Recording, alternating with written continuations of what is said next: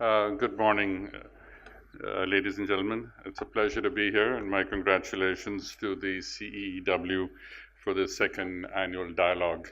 It's been an eventful morning. We've had some very significant speakers. There was a tour de force, as often is the case, from Minister Prabhu.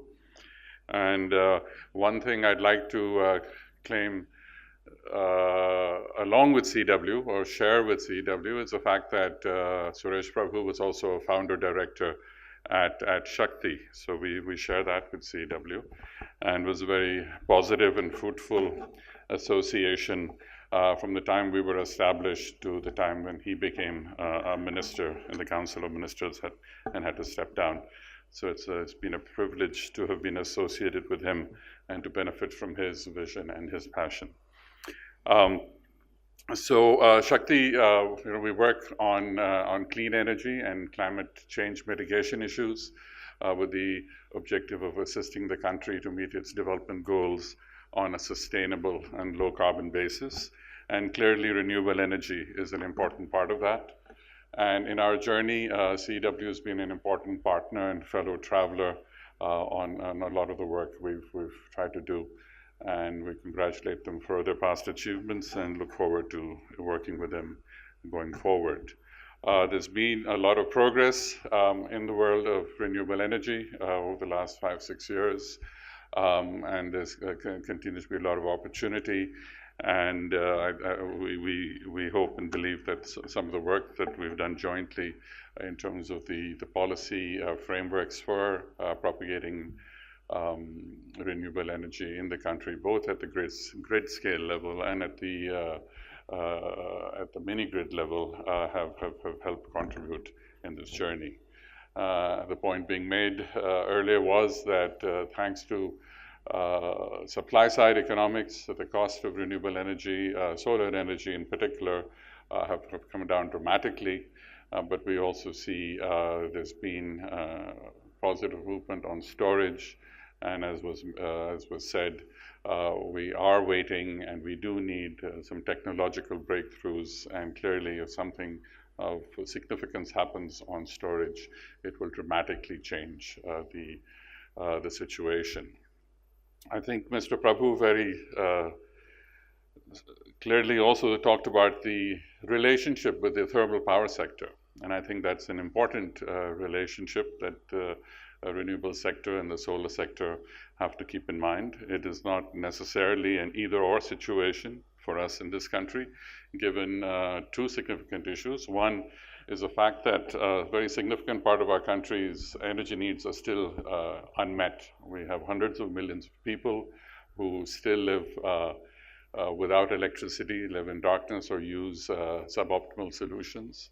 So there's a huge amount of potential demand that needs to be met. And secondly, we have significant ambitions on economic growth, which will need more energy. So for the foreseeable future, unlike the situation that prevails in the more developed world, where you're dealing with 1% economic growth and demand growth for energy, in India, the size of the pie continues to increase. So both the existing incumbent sector, the thermal power sector, as well as the emerging sectors like renewables, have to both grow and increase. And of course, there is the other complementing relationship about providing base load, which the renewable sector, given its intermittency, can't do without.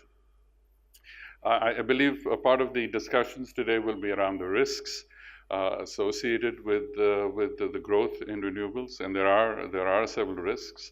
But one of the risks I'd like to highlight is the risk of sort of false arguments, and we're seeing these popping up periodically, especially from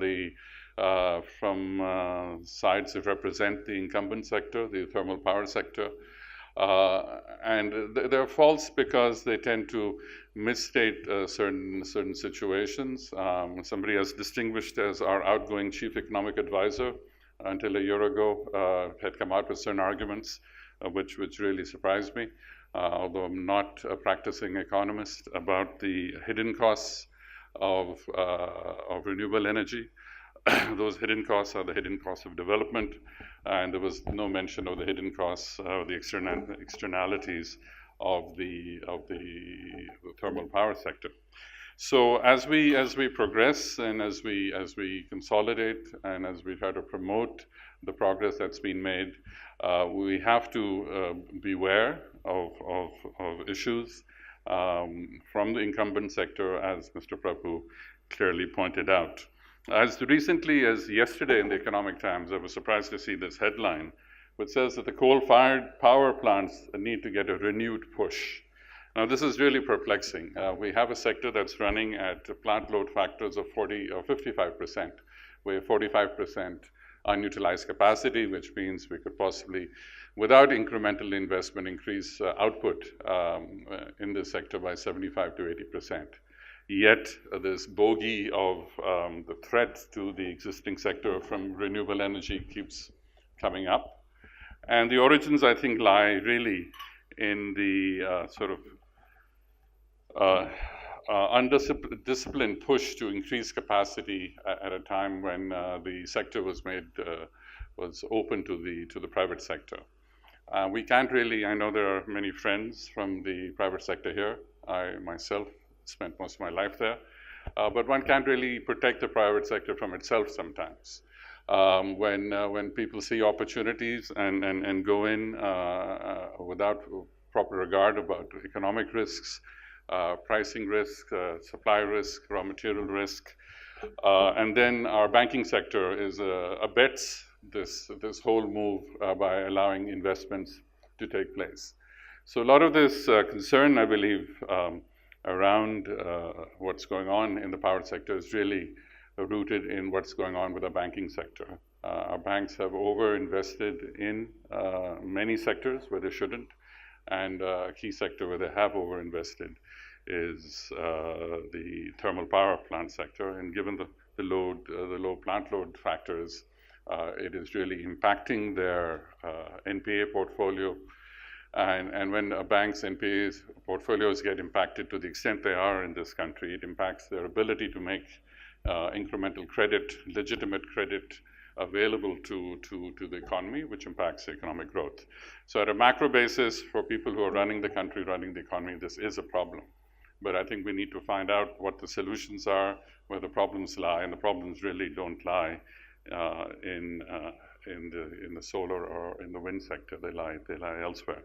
So we need to continue to support the sector through effective research, through proper frameworks, through markets, and we need to also make sure that once again the private sector doesn't become its own biggest enemy in terms of bidding solar prices at a level that leave no room for error, that leave no room for business risk, and that would possibly undo a lot of progress made.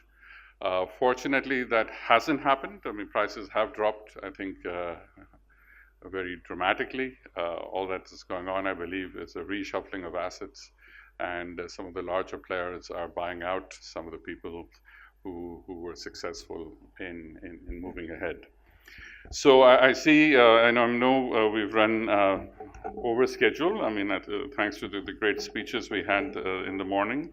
So I won't take more of your time. I see the agenda is a full one. It's a very relevant one. And I think we have the quality of speakers and the quality of participants in the discussion that will make the day a very productive one.